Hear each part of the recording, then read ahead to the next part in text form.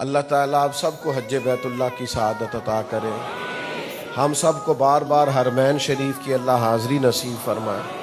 صفا مروہ کے درمیان عمرے والا زائر حاجی دوڑتا ہے، اس کو کہتے ہیں سعی کرنا، صفا اور مروہ کے درمیان۔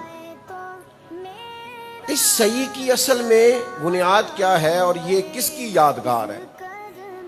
حضرت ابراہیم علیہ السلام اپنی زوجہ جناب حاجرہ سلام اللہ علیہا کو اور اپنے صاحبزادے حضرت اسماعیل علیہ السلام کو وہاں چھوڑ آئے تھے۔ قرآن مجید کہتا ہے وادی غیر ذی زرع میں چھوڑ آئے تھے، کوئی آبادی نہیں، کوئی کھانا نہیں، پانی کا معقول بندوبست نہیں، گرمی کی شدت تھی۔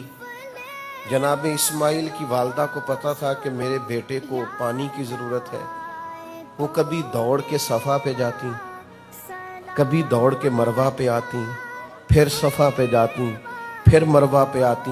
7 چکر لگائے انہوں نے، محنت کی نا، جدوجہد کی نا، دوڑ تو لگائی نا۔ میرے کریم رب کو ماں کی جدوجہد اتنی پسند آئی کہ ہر عمرہ کرنے والے اور حج کرنے والے کی ڈیوٹی لگا دی، یہاں تم نے دوڑنا ہے۔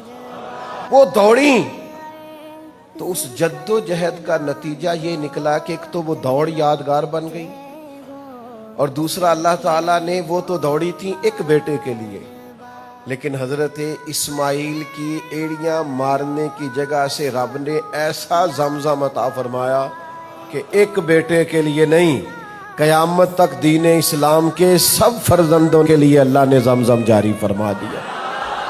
سب دین کے ماننے والے پانی پیتے ہیں، لاتے ہیں، تبرک ہوتا ہے، پر اس پانی کے لیے دوڑی جناب حاجرہ تھی۔